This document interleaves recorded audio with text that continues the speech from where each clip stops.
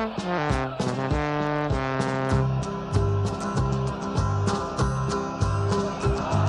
we come, blue and white, and we're looking good. You'll be in for a fight, and we fight pretty good. Getting goals is our job, and we get goals good. Looking good, we are Carlisle United. Carlisle United, the team that's on the ball. Carlisle United, the team for one and all. You're looking good, and we're with you all the way. You'll hear us singing every time you play. Here Ken Leisure with a pass so true to ball the stone and Clark's in view. Hello everyone and welcome to the Brunton Bugle, the best place to get your Carlisle United fix in the podcast world. Now, normally what we do ahead of games, obviously, is our preview episodes, but unfortunately, due to the fact that Dan's on holiday and Mike's having to work, we haven't been able to record one for the Harrogate game. What we are bringing you, though, is a slightly different episode. This is one of our road trip episodes. So basically, me and Mike both went down to the game at Exeter this weekend, and I took my dictaphone with me and essentially recorded us having a chat along the way and got some crowd noise as well, so you'll be able to hear some of the atmosphere down at St James Park this weekend. It certainly gets loud when our goal goes in. I think it's fair to say that. And there's a bit of fruity language in there. I've tried to bleep some of it out, but can't be helped if some of it slips in, unfortunately. But yeah, it's an interesting feel for what happened this weekend at the game.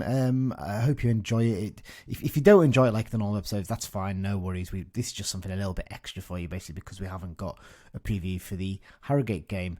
It was an interesting game.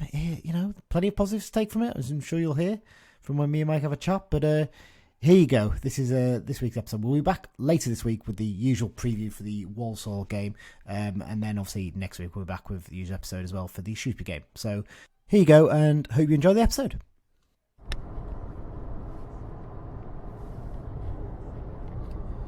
So here we are, Mike, on our road trip to Exeter. We just started. We just left Liverpool at it's about 9:45 now, isn't it? A little bit later than we planned.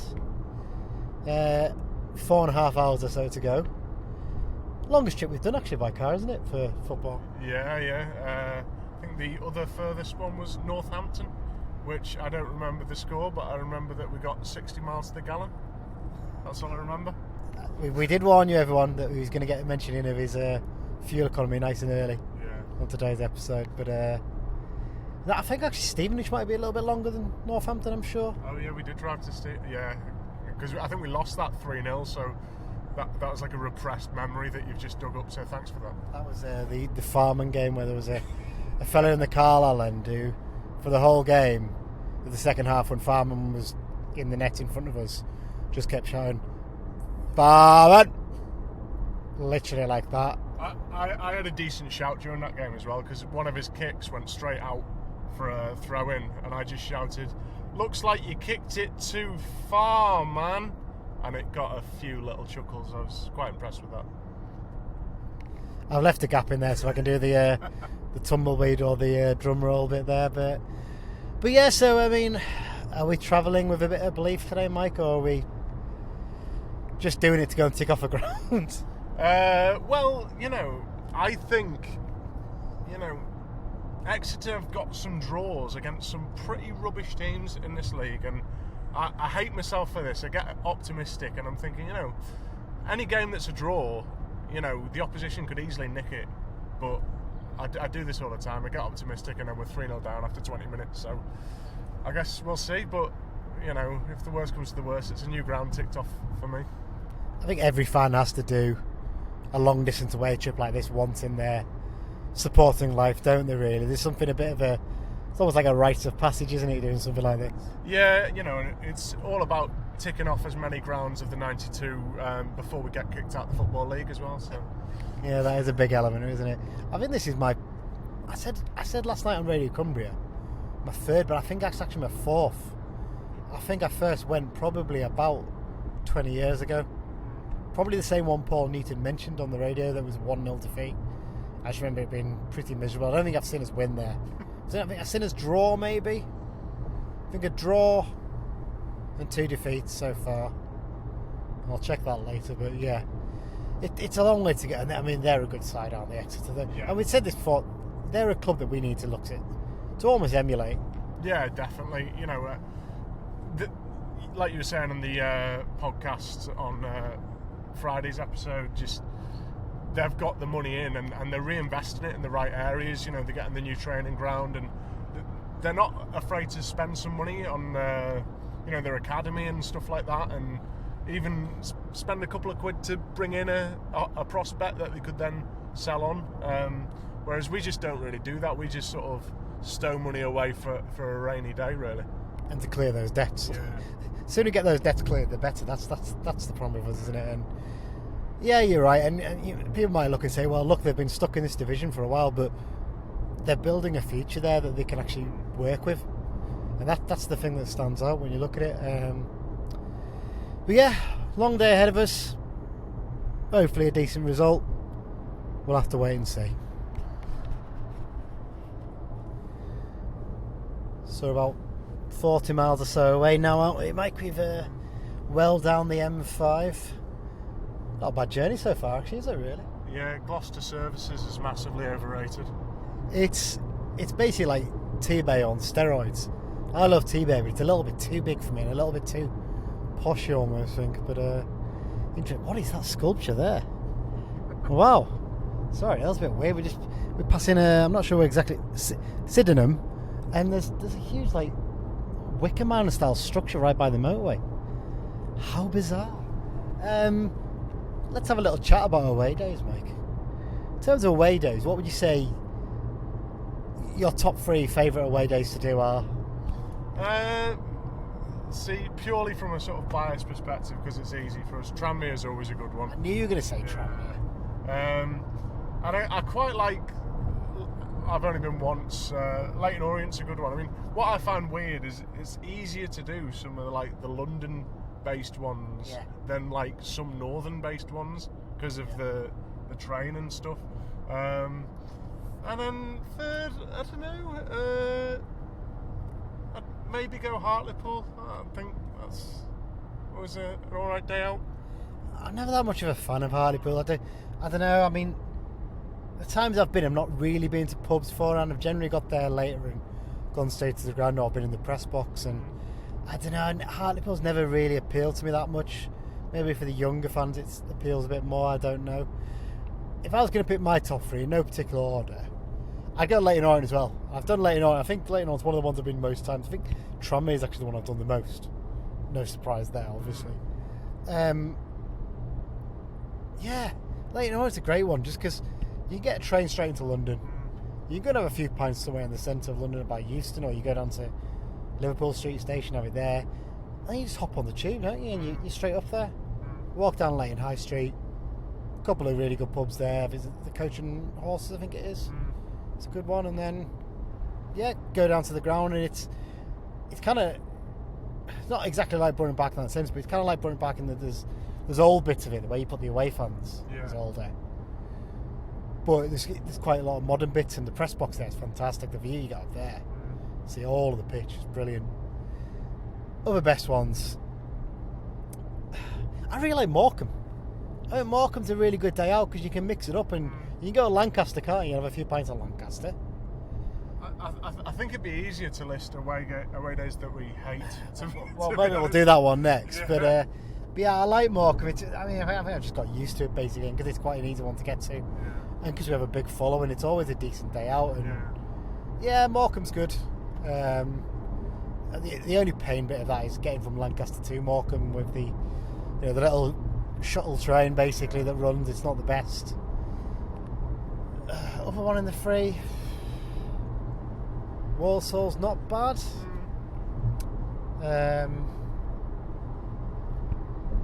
You know what? I think I'd probably go with Rochdale. Rochdale's a good day out. Again, you go into Manchester and have a few drinks, then get either the tram up or the train. I don't know if the train still goes actually, does it? Or is it Oldham that it doesn't go anymore? I don't know. One of the two. So you can go up to there, and I like at the ground there's a great little social club. There's a few decent pubs nearby, and the chippy behind the away end at Rochdale's a belter as well. I don't know if you've ever been in there, Mike. No, never. There's a man who's a connoisseur of chip shops. In fact, I think I've only ever been to Rochdale twice, and I think once was when we unofficially won the league title in 2006, and the other one was Football League trophy game that the infamous Jennison Mary Williams played for us in that game. Yeah, that's going back quite a bit. I'm surprised you've only been twice. Again, I think after Tranmere, that's probably one of the ones I've been to the most times, I think, Rochdale. Yeah, it's one. I think more recently we've played them on like Tuesday nights and stuff, and it hasn't really suited me. Yeah, I've been like cup games and things like that. We haven't really played them in the league because they've amazingly been above us for so long, haven't they? All right, top 3 worst then. Well, where to start? Stevenage was horrible. Stevenage isn't too bad for me. It's not too bad to get to by train because you literally go into London and then get a train out again, and it's an express train. And the ground isn't too bad, but I can get what you mean because there's not only much. 3 stands, isn't there? Well, there's 4 now. They built the stand behind the other goal, but pub-wise, there's not much, is there? So. No, it's one of them soulless industrial estate grounds, of which you could list many grounds, I think. Yeah, not a fan of that. Oldham, it's always absolutely Baltic, isn't it? Not a fan of Oldham. Forest Green, not a fan of that. You know, you've got to climb up Mount Everest to get there. Never done Forest Green, but I need to take it off. I might do it this season, but I don't know. Yeah, Accrington, you know, if you're on that stand behind the goal and it's pissing it down, that's not fun. Decent day out there, Accrington, isn't it? It's not too bad. It's Although, not, again, it's another one you got to walk uphill, isn't it? Yeah, a bit, but once you've been to Forest Green Rovers, a hill like Accrington is, you know, it's an absolute doddle. Bristol Rovers again, if you're on the terrace there and it's raining, that isn't fun. Yeah. Your maths isn't great because you named 5 there rather than 3. Pick 3 of them, go on. I hate more grounds than I like, to be honest with you. I'm sort of biased because you go to a ground and you lose that game, it leaves like a sour taste in your mouth, doesn't it? I mean, every ground for us then, isn't it? Yeah, one of the worst grounds and away trips that I ever had was I was on the supporters coach to Bristol Rovers, and we lost 3. I think we were 2-1 up with about 5-10 minutes left, and we lost 3-2. Lenny Pidgley made a bit of a cock up, and so that's always disappointing to, you know, blow a lead late on. But not only that, but on the journey home, some joker decides, oh, I know what these miserable football fans need to cheer them up. Let's put a DVD on. Let's put Mamma Mia on. Who thought that was a good idea? I don't know, but someone said after it finished, oh, it's one of them films I think would be better at the cinema, really, because at least then you could walk out. You'd rather walk out and walk onto the motorway than watch the rest of it. Yeah, it was horrible. Okay, yeah. so I think I can take it. That definitely Stevenage is one of them. You've made that clear. Yeah. Are we going to go Forest Green because of the insane height of that hill? See, Forest Green, like, while there's the height of the hill, there's actually like a really friendly pub at the bottom of the hill, and there's a chippy next door, and the pub doesn't serve food, but you're allowed to go into the chippy, bring a fish and chips into the pub, and sort of eat it with your pint, and it's all quite nice, and their fans are just really nice fans as well. Are you trying to say this is one of your favourites now? Because you make your mind up. I mean, I don't like the hill, but put it this way, it's one of them that once you've ticked it off, you're not going to be clambering to do it every year. Like. No, probably not. Okay, well, I'm going to take it then. I'm going to discount Forest Green for you because you've given me mixed messages. So let's go with Stevenage. Yeah. Bristol Rovers, I think you've made it very clear. And Accrington. No, I like Accrington for the day out. But, yeah, I've seen some horrible performances there, which kind of leaves a sour taste in the mouth. All right, what's your third choice then? If it's Bristol Rovers and Stevenage. I don't know. I'm a little bit. I mean, Portsmouth again, disappointing performance. So that wasn't great. Portsmouth away end's crap, so let's go with that, right? Yeah, we'll go with Portsmouth. that. Yeah. Remember George Iliev, just remember that, okay, right? Portsmouth, right. All right, my top 3 worst away days. Gillingham's going to the top of the tree straight away, even though I said it's not in any particular order. Gillingham. John McGee, who listens to the podcast with us, and I went with him there for my one visit. Oh my! I mean, not even just the ground. The town itself is so depressing.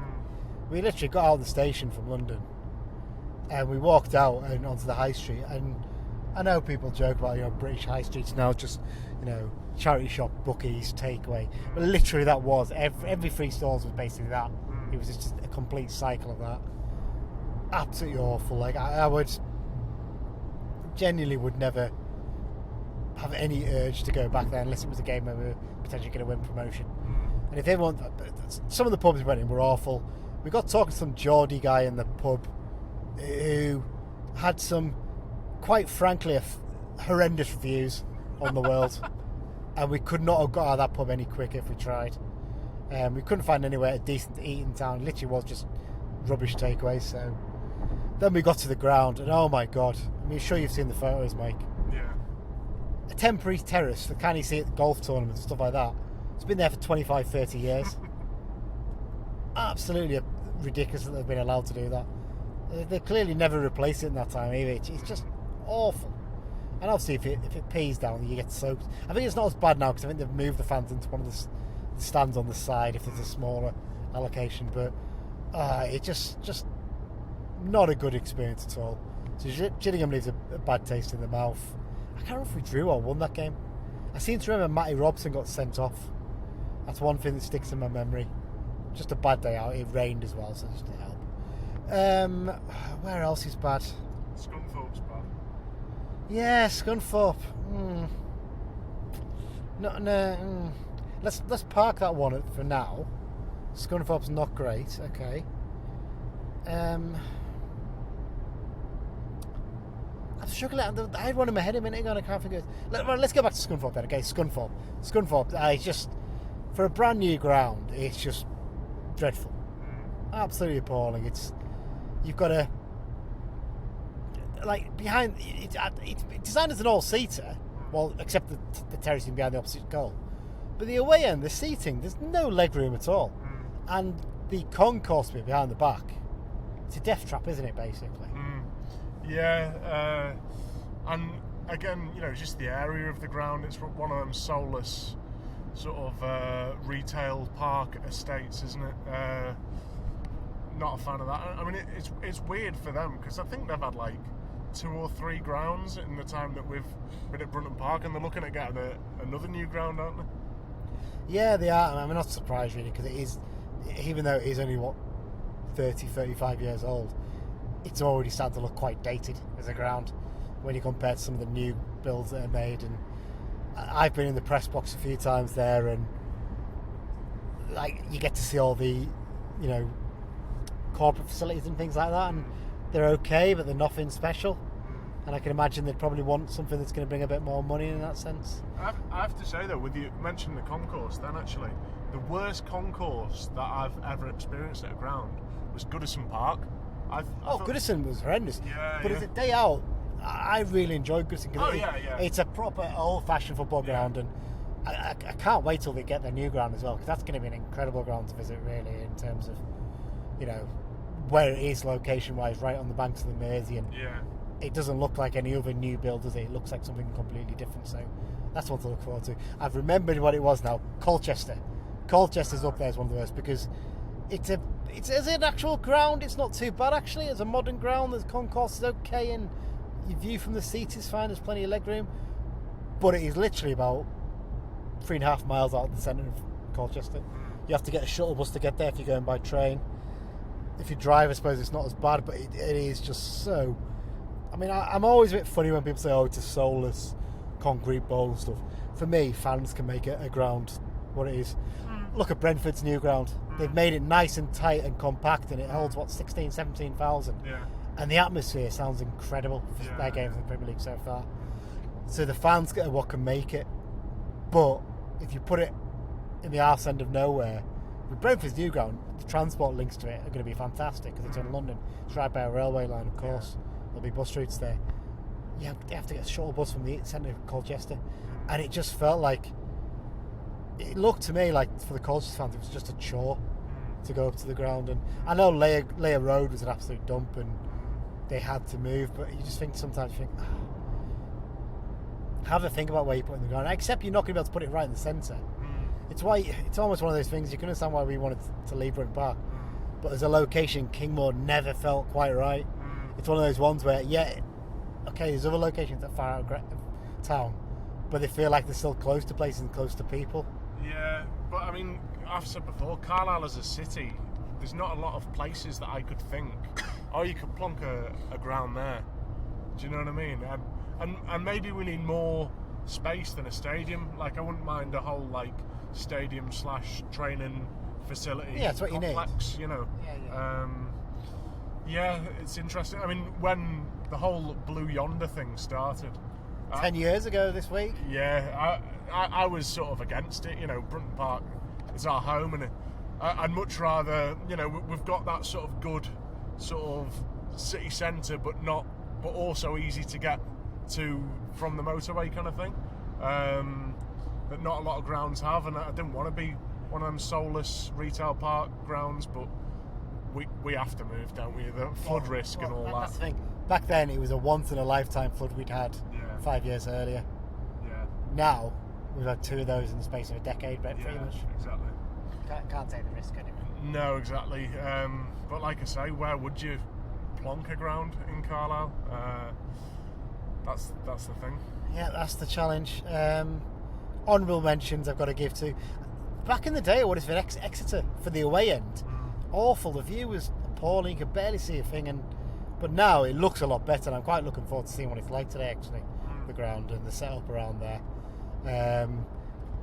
Like you, Accrington, the actual away end's not great. The view's awful of the opposition goal. The opposite goal, even.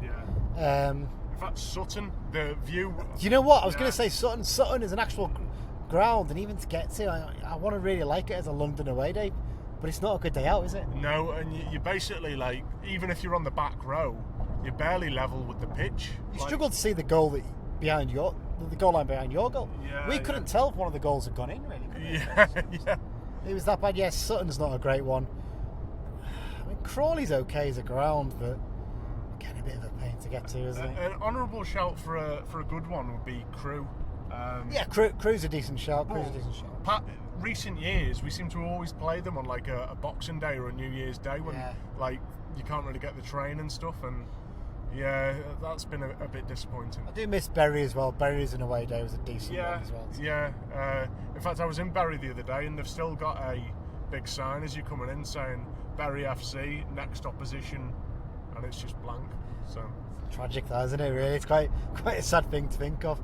I mean, before I finish this bit, Mike, is there any like your dream away days that you'd love Carlisle United to do in, let's say, in England? Let's not go European, get too excited, but ones that you'd love to get like in the FA Cup or something. I mean, Old Trafford is always like, you know, from a financial point of view for the club as well, you'd love that, and it's one that I haven't personally done. So yeah, I'd absolutely love that.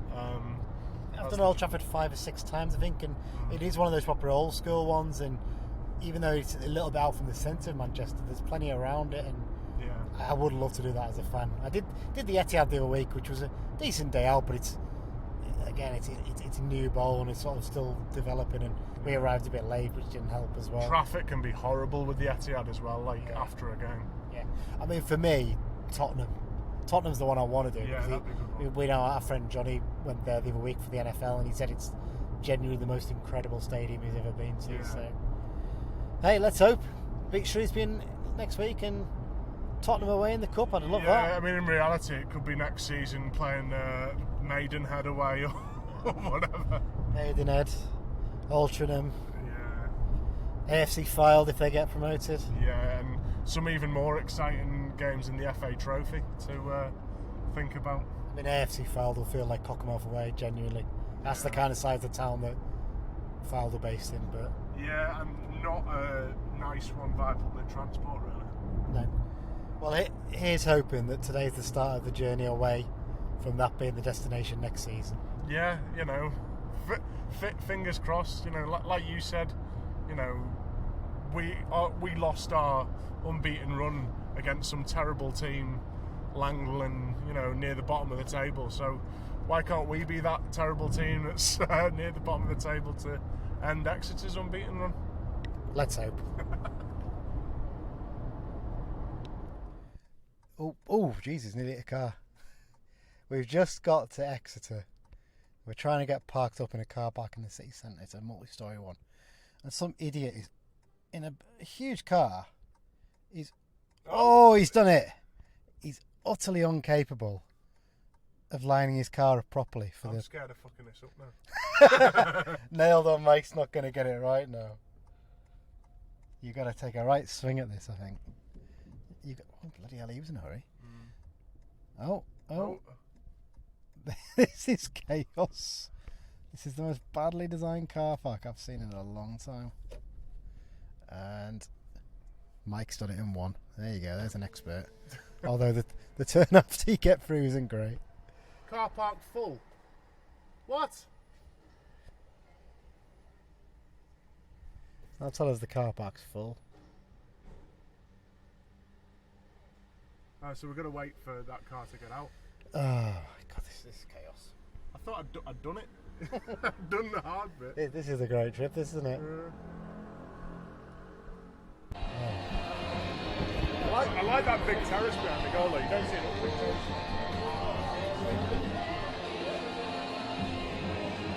So we're in the away now after that battle to get in the car park. It was a bit of a farce, wasn't it, really, that? Not the best, but it's your first visit. What do you make of it? Yeah, it's good ground, proper ground. I like the big terrace for the home fans behind the goal, obviously. I see it full as well, isn't it? Yeah. It's very much full. And obviously, I much prefer terracing over seating any day, but, been in a terrace behind the goal. Obviously, got to be careful that you don't step in shit. For anyone who... Michael posted this up on Twitter and we'll retweet it, but there's a bit of dog shit on the back step of the terrace there, right behind us. Is it dog shit, though? How would a dog get in the ground? It looks too small to be human shit. That's the only thing I think. Child. Could be cat shit, actually. There could be a cat that's snuck in, but no one's cleaned it, essentially. There's a turd from some sort of creature on the back step of the terrace, and it's still there. Unbelievable. It is a tight little ground, isn't it? It's a good size terrace as well. Doesn't quite go all the way. It's got a weird sort of slant on the end, hasn't it? And yeah, like I said, it's not like rammed full, but it looks full. It doesn't look like this huge, big open space. Like when you look at the Warwick now, it's quite sad when you see how much there is. And it's much steeper than the Warwick, and it's because it's got the flat roof. Yeah. You can actually hear a bit of noise to it when they start singing. You don't get that at Brunton Park. No, and the fans sort of right in the middle at the back are all really sort of huddled together with the flags and doing like the Poznan or something now. Yeah. So it's good to see teams with a good home atmosphere like that. I only wish we had that at Carlisle. Oh, it'd be nice. I mean, it's all young kids, isn't it? You can see them jumping out. They've got flags as well. Again, I'll keep saying it. It's a club we should look to see what they're doing right and copy that, and maybe do some other bits of our own.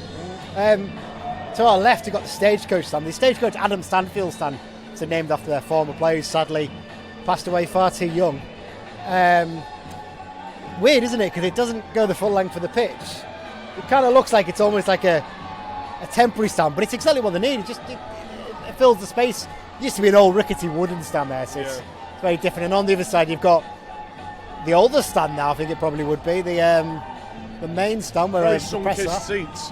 Yeah, you can tell it's been there for a while. It's kind of like Sunderland was a few years ago, wasn't it? Until they replaced all the seats. And where we are, not a bad little terrace. We can see most of the pitch and stuff like that. So it's fairly decent. We probably have to move a little bit because we're right behind the goal here. But yeah, no, it's not too bad.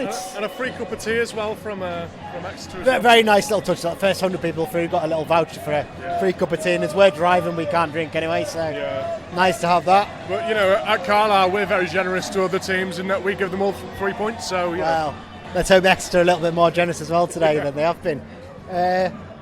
Just talk about the team before we get kicking off here, Mike. Surprised by it, or as you expected? I wouldn't say surprised, but I wouldn't say as expected either. I think it's he's obviously sort of done it to cater to Exeter and try and counter what they're going to do.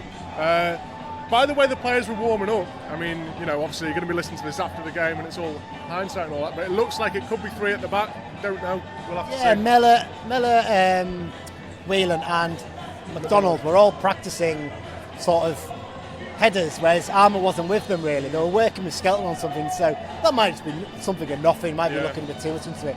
That would mean maybe Gibson playing as a wing back, but then if you're doing that, you're playing Dickinson as a central midfielder almost, aren't you? It's a Yeah. bit. But I mean, it could be a thing with the front two, just kind of leaving them on the halfway line and not looking to actually build any kind of attack, just looking to sort of stay solid and then just hit them. Yeah, I mean, Clough on the bench, that's at least good to see. He's fit enough to be there. Obviously, no Callum Guy. No Lewis Alessandro as well, a bit of a surprise, unless he must have a knock. Obviously, we knew Joe Riley was probably not going to play. Yeah. But Fishburn on the bench again. Mampala's come on, I think, and I think Dinzey's coming in as well, actually, hasn't his first appearance on the bench for a while. Yeah. Nice to see his face once. But atmosphere's building quite nicely, and I'm just hoping there's 3 points after. Sorry, I think I cut off a little before, but the terrace we're in, not bad for views, but actually, this is, you can tell it's an old temporary terrace that's been taken from Barnett's ground, isn't it? It's not, it's all metal, there's no sort of concrete or anything, but it, again, does the job, doesn't it? It's what you need, and like I said, if they got into the championship and terracing wasn't allowed, or you had to have safe standing, you could replace this quite easily, couldn't you? Just take it out and move it in. Yeah. So here goes. Hopefully 3 points, Mike, and nice journey back up the M5 and M6. Yeah, fingers crossed.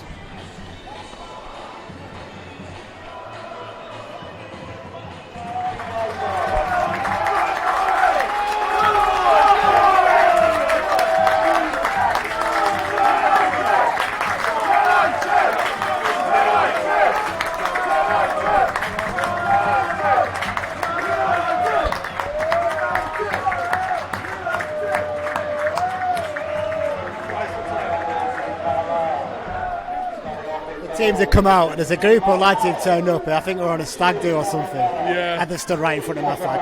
I'm not at all annoyed about that. Definitely going to have to move it in a few minutes, but there you go.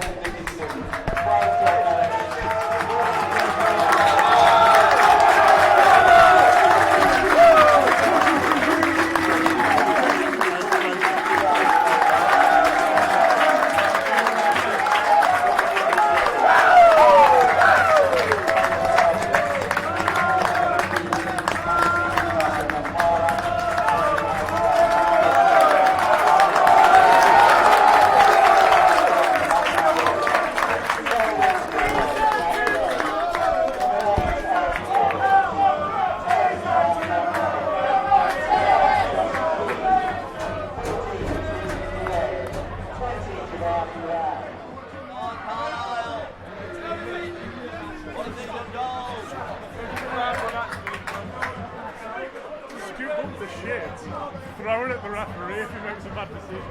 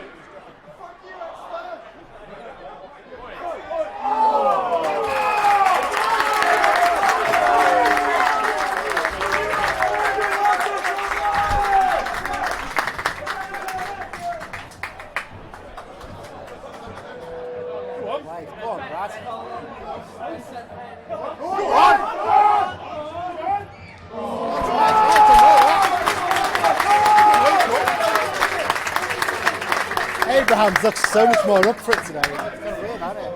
It's his former club, I guess. It's hard to look less up for it, though.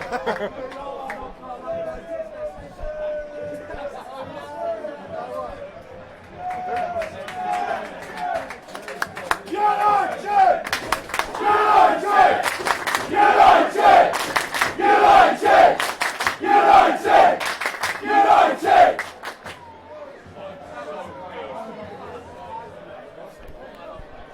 10 minutes in, Mike.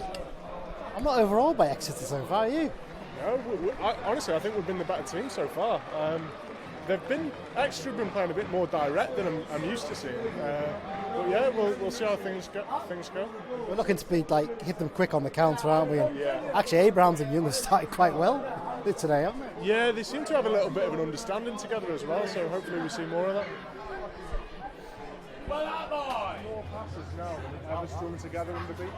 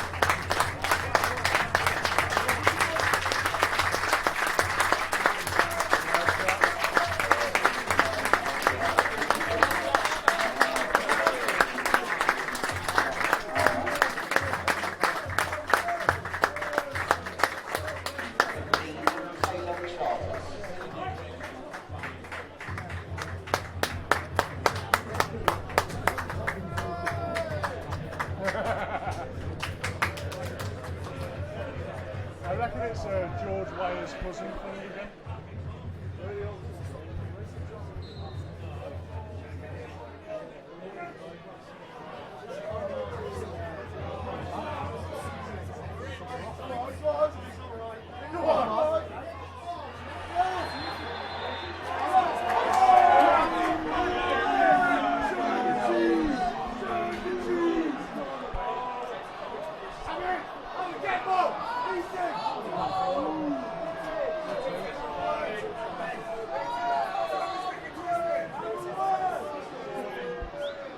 Mellis doesn't stay down.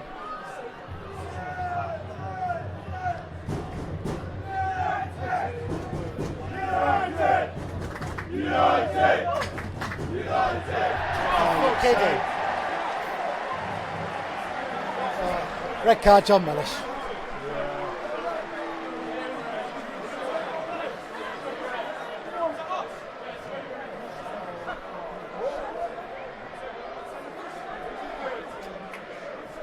So frustrating because we've been the better side. Yeah. So annoying. Yeah.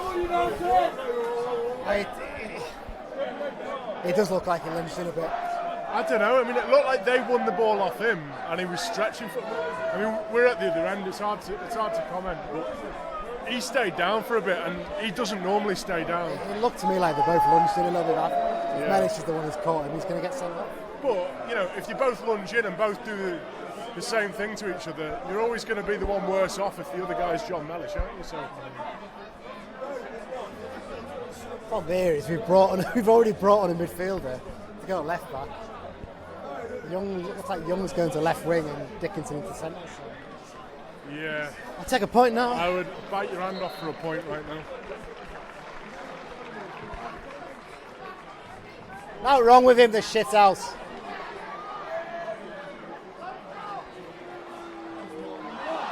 Face off.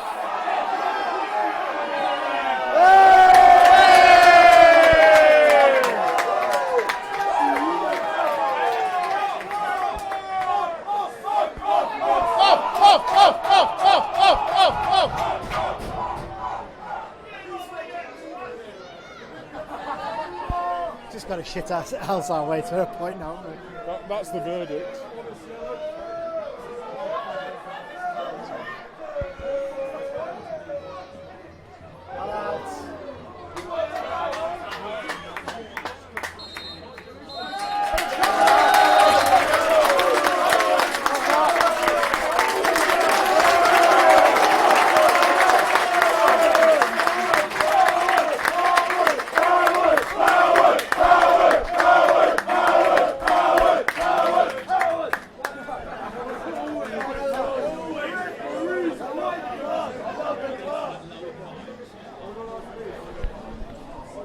half-time, Mike, 0-0. It's just infuriating, though, isn't it? Because we've been the better side, and now we're down to 10. There's no way they're going to come out and play as badly as that second half Exeter. Yeah. It feels like I know it's only half-time, but it feels like a missed opportunity already.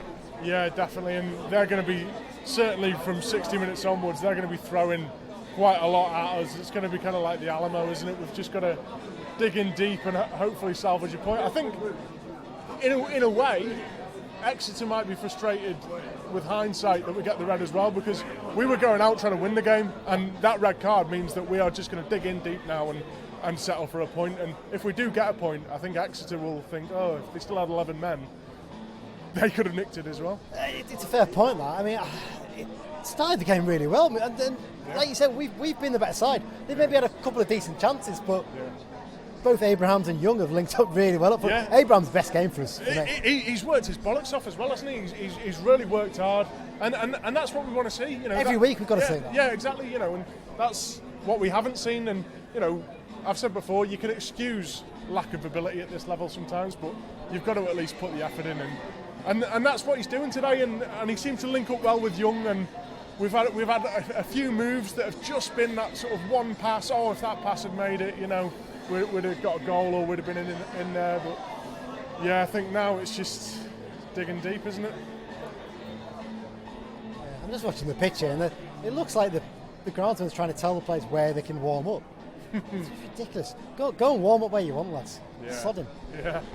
It's one of those feelings, isn't it? Of like, if we could have just kept it tight till half time, kept it 0-0. They're frustrated, and then we've got a chance to bring on Fishburn later on. Yeah. Maybe bring on Manpala to a bit of extra legs up there. Yeah. But now, for me, you're looking at it. Morgan Feeney's got to come on second half. Yeah. Push Whelan into midfield. Yeah. To tighten it up there a little bit more. I think as well, while I'm a fan of Taylor Charters, I don't like him one-on-one with their winger. And left back, we should say Jack Armour's come off with an injury, which is, again, another real frustration. And Charters has come on for him, and Dickinson's staying on the left wing and Charters on left back. I'd swap the two of them round now. Definitely. Do it now and just let Dickinson play there. He's played there a decent chunk of his career. Yeah. Charters not so much.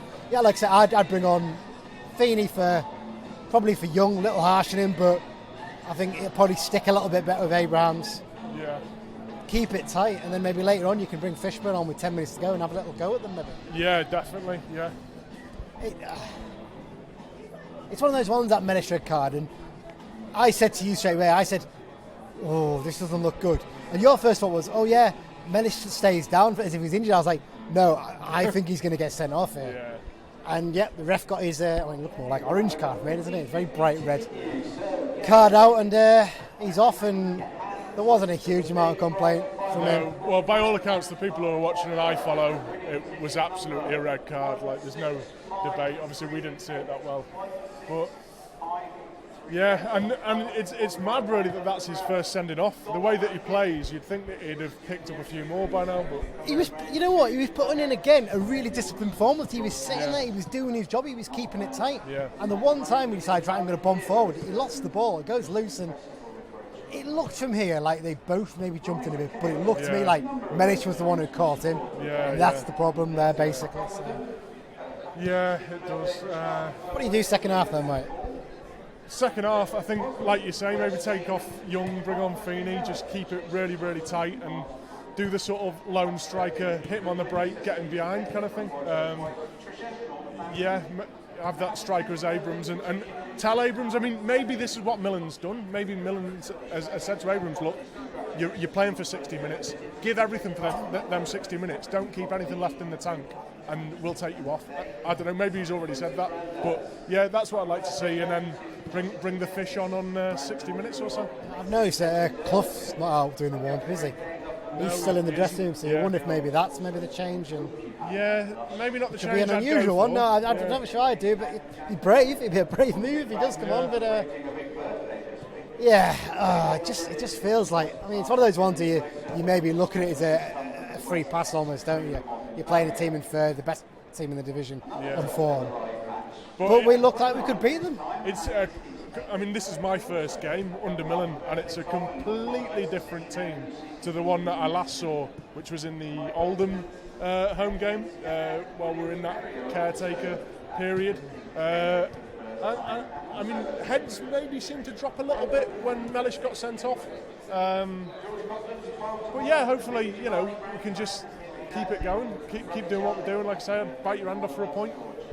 100%.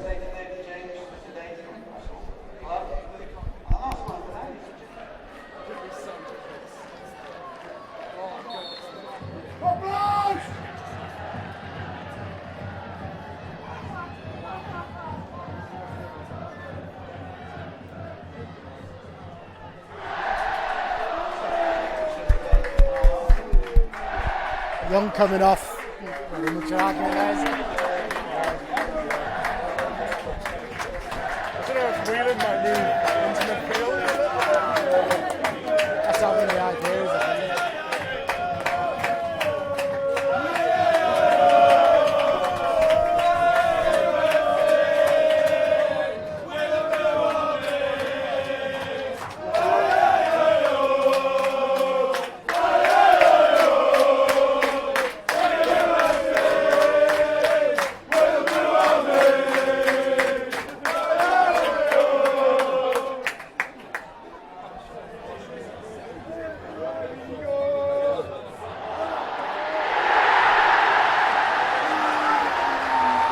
Oh, 1-0 Exeter.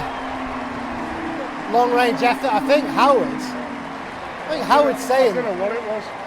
He's saying the lads touched it on the way in and was offside. I think, but long range effort. It's gone straight through.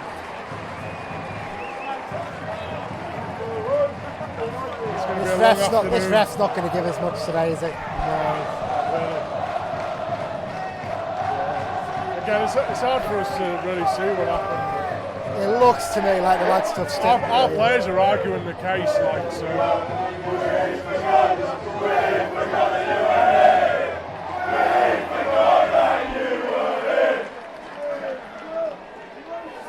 He's handing out, he thinks it's Christmas already, this ref. He's handing out yellow cards for fun right now. Go on, Brian! Take him on! Go on! Go on!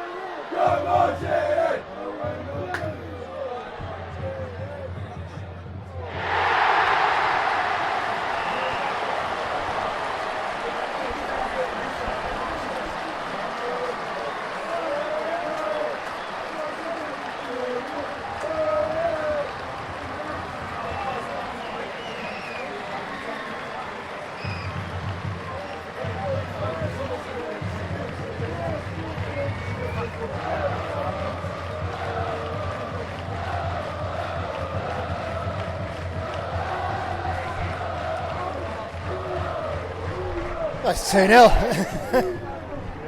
It's just one of those ones, isn't it? A little bit sloppy when we're on the attack and they're away, and we got a bit of luck, but yeah, it was. I mean, it's one of them. Like, we sort of just missed out on the ball by like a toe, didn't we? And then they just get it. Our players look knackered. They've run the socks off, to be fair. Like. If we get back 3 or 4 by now, don't read much into it. They've worked hard today. Yeah, definitely. I mean, it feels weird, but I'm definitely going to stay to the end to clap them off because they've worked hard. You know, it just with the red card, it just wasn't to be.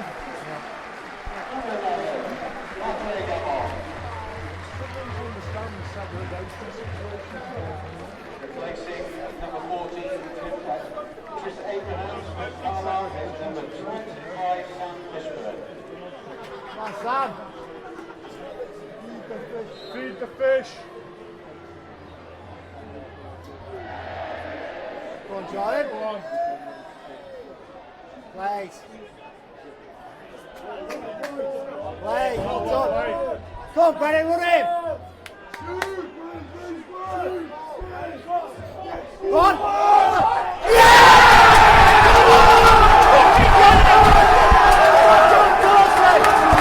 Come on!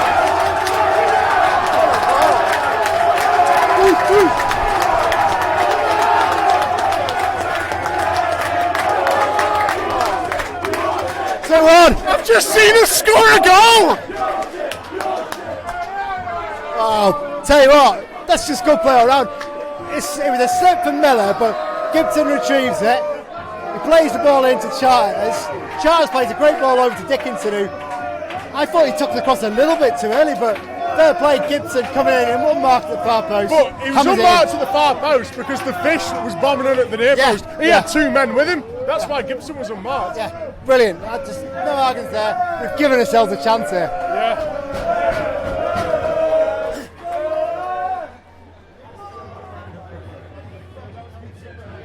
Go on, Brent. Go on. Come on! Come on!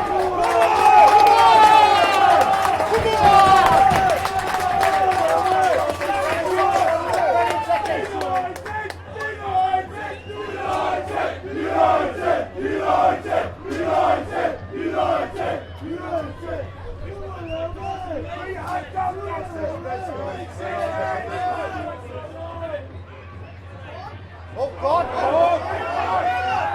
God!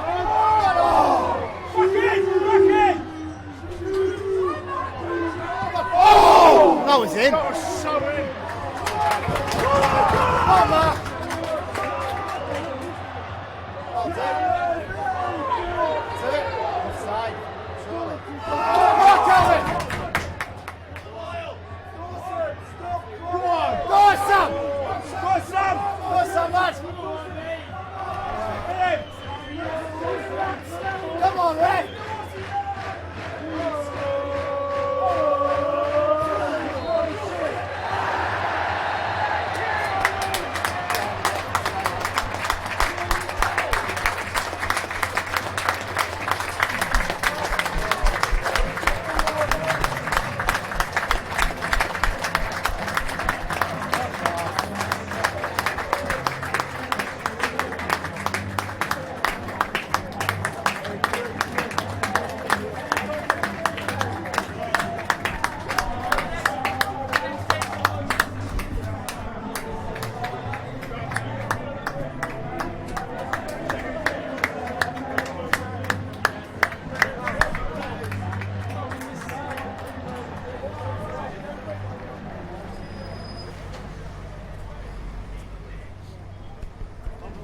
Just some initial thoughts after that, Mike. We'll discuss more in the car on the way back, but lots of positives to take from that in a really weird way. Yeah, I mean, I'm far from a happy clapper. But yeah, I mean, the players seem so positive. I mean, from the first whistle, I mean, Keith Millen said the other day, we go out and try and win every match. And a few managers have said that, but they don't really mean it. But no, we started off trying to win the game, and you know, we went 1-0 down, you know, we went 2-0 down, but the players still wanted to get something. They were still working hard, and you know, on another day we would have salvaged a draw. That Dickinson shot at the end that was blocked. So close, that. Yeah. So close, and it's one of the, it wasn't blocked right on the line, but it was blocked about 12 yards out, but the keeper was completely flat-footed. Yeah, it was definitely going in bottom corner, like. But yeah, you know, compared to what we used to see under Chris Beach, you know, so many more positives. And Well, there wasn't just aimless lumping of the ball. The balls were played into channels to chase. The use of the ball when we had it was so much fun. I mean, I said Gibson was my man of the match. Initial thoughts. Yeah. We'll have to have a bit more chat afterwards. But I think every single one of them. I mean, frustratingly, even Mellish was having a good game till he got sent off. yeah, And then, I mean, Devine looked a bit tired towards the end. There was a few rusty moments with him, but again, To a be few times he drove us forward as well. Yeah, to be fair, I mean, they all looked tired at the end. You know, you can't fault the shift that they've But put in. do you know what? It's better they finish the work tired and they're a bit tired and they finish 2-1 than to tire out and end up losing 3 or 4-0 and be a little bit more demoralised by it. That'll give them a bit of heart, especially the last 5 minutes. And go into that Harrogate game, believe you can win it, because I think we can. And actually, we look like a team that can score goals. Yeah, I mean, you know, there's much easier teams in this league than Exeter, and if we play like that against them, we'll get a result. You know. Can only hope. Can only hope.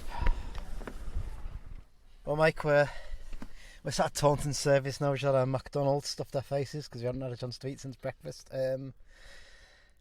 Yeah, I think we're not disheartened after that, are we? It's frustrating that we didn't nick it at the end, and it's frustrating that a stupid red card has probably cost us a chance of even winning that game. Yeah. But there's lots of little signs in there. No, it's not perfect. I know there still is issues in there, but actually, there's plenty to give us a little bit of a lift at least. Yeah, definitely. I mean, there's just like little moments, little glimpses. I mean, like one in particular, like Abrams was a bit disappointed that the referee didn't give a foul on him, and he sort of stopped pressing and was turning around moaning at the ref. And Dickinson just sort of said, "Just get on with it, just close him down." Yeah. You know, and players on the beach were a bit too nice to sort of, you know, say that kind of thing to each other. Yeah, absolutely. You're right there. The game itself, first half, I thought we played pretty well. We're probably the better side for 43 minutes. We were on top, and you know, they had some chances, but Howard dealt with them pretty comfortably, and we had a few ourselves.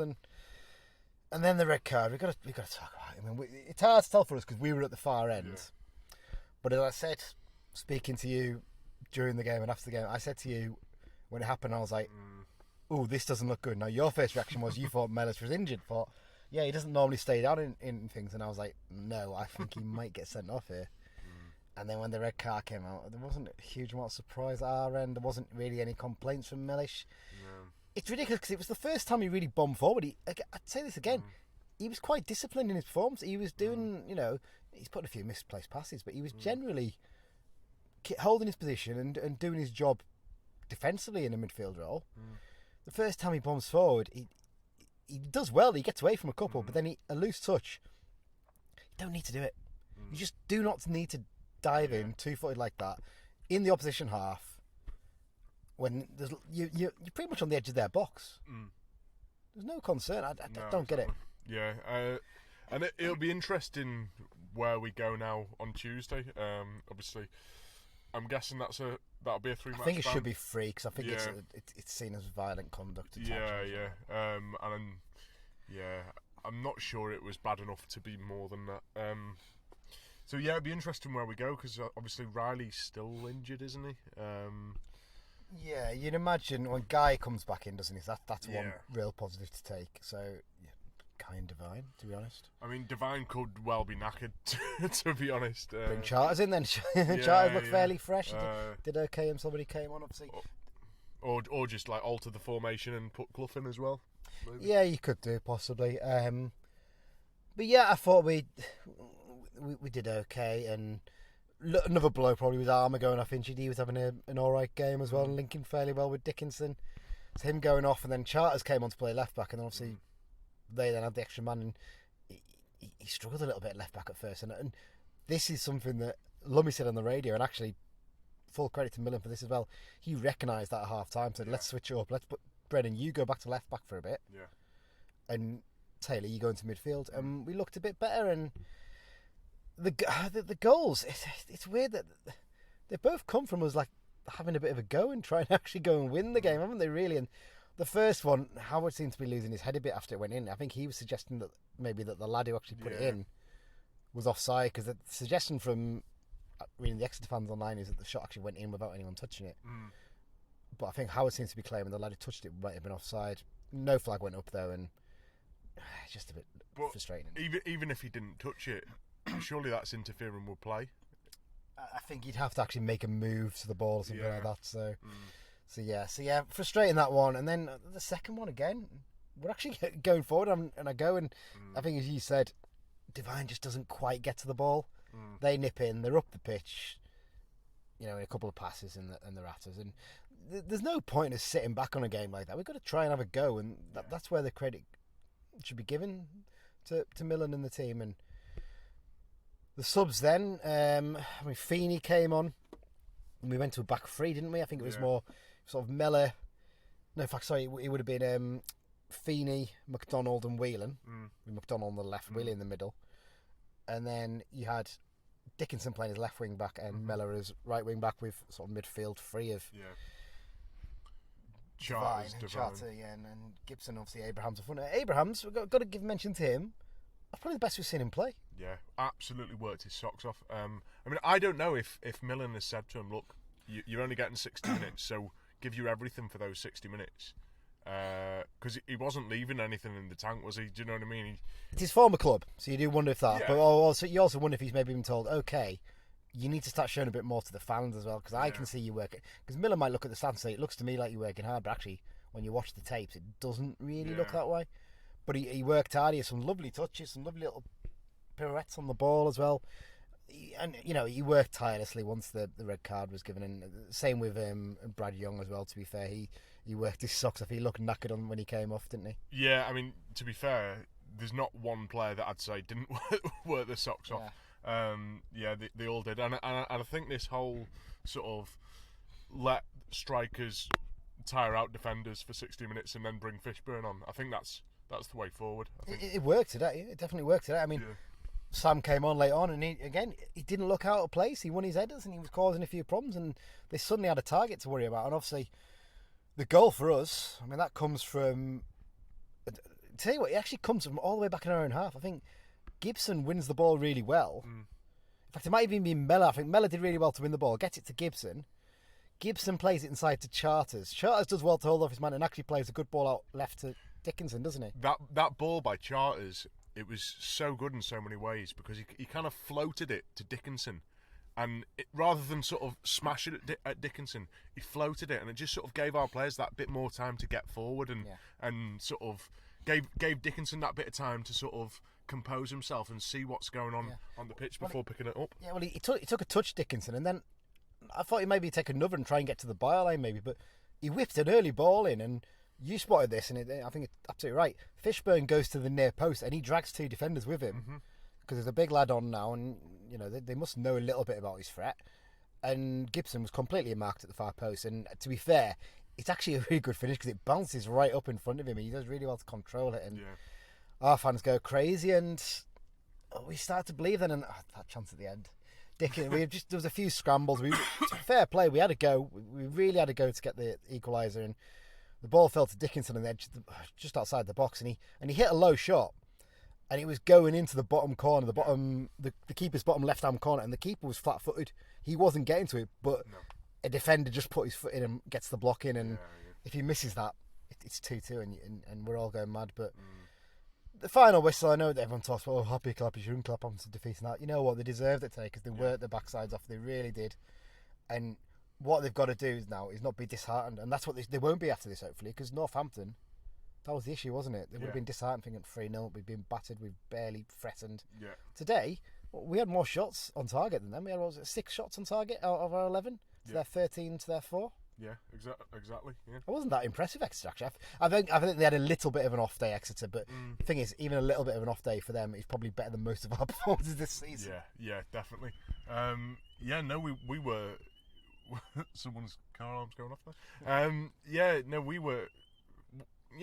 because before the game, I was thinking, I'm more concerned this season with us playing teams that sort of play direct and make us challenge for the ball in the air, because that's where we've kind of struggled. And I know Exeter traditionally like to play a bit of football, and I thought if it's that kind of game, I kind of fancy our chances a little bit. And like you say, before the sending off, I mean, to be honest, it's great to come back from that game and think we could have won.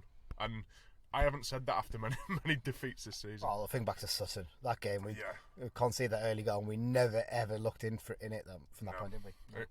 Exactly. And I haven't heard Millen's post-match comments yet, but there's nothing to be down about. And yeah, I'm reading some comments on Twitter from some of our fans, and they're losing their heads about it. Another defeat and everything. It's like, you've got to take it in a bit of context. You've got to have a look at the situation. We're playing a team that's 20 games unbeaten.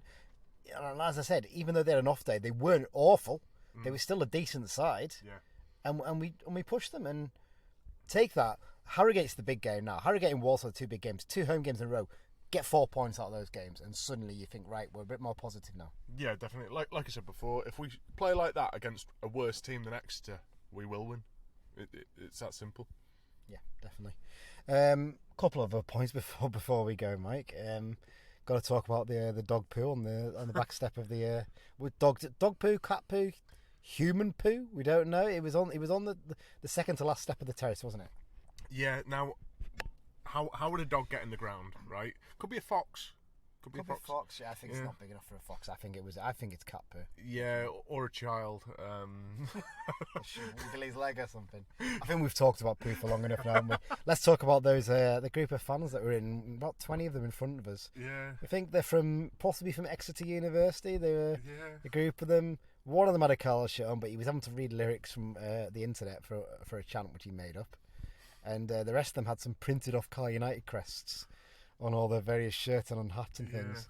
Quite a lively bunch, weren't they? Yeah, and they all had like mullets and moustaches. Some of the worst haircuts I've seen in a long time. I know people have weird haircuts in uni, but it was like some sort of like 80s music video. Some of them, wasn't it? They were horrendous, some of the haircuts, but yeah, they gave it a bit of atmosphere as well, didn't they? Yeah, they did. And you know, obviously Carlisle isn't their team and all that, but they were clapping our players off, you know, and they were being supportive. You know, they're obviously on a bit of a day out, but yeah, you know, they got behind the team just like any actual Carlisle fan would. On to Tuesday night now then, Mike, before to finish up. Got to get 3 points, surely. Let's get that first one under the belt with Keith. Yeah, I mean, it concerns me a bit because, like I said before, I'm more scared when we're against teams that'll give us like aerial battles and stuff like that. Obviously, Harrogate are doing very well this season. I mean, it's quite funny. In the early season, you know, the pre-season episode that we did, I was like torn between Harrogate and Stevenage for my dark horse, and I picked Stevenage. But the thing with Harrogate is, what was pulling me towards them is that when we played them away last season, like their pitch, you could just tell that is a horrible place to go and play football. Like, regardless of how you want to play, if you want to play direct, if you want to play short, it's a horrible. It wasn't the best laid grass pitch. Obviously, they moved from having a 3G, 4G, whatever you call it, pitch to that. It didn't look like the best pitch, and it looks like a difficult place to go. Yeah, exactly. But obviously, we're playing at home, aren't we? We're at home. Yeah. So let's aim for the 3 points. Let's watch it on the iFollow and get the 3 points. Yeah, definitely. But yeah, I mean, it'll be interesting because, you know, the players today really did work the socks off, and hopefully they've got enough left in the tank to get the result on Tuesday. Yep. Let's all be positive. Let's not be negative. Let's take the positives out of it and work towards something towards January. All are united, the team that's on the ball.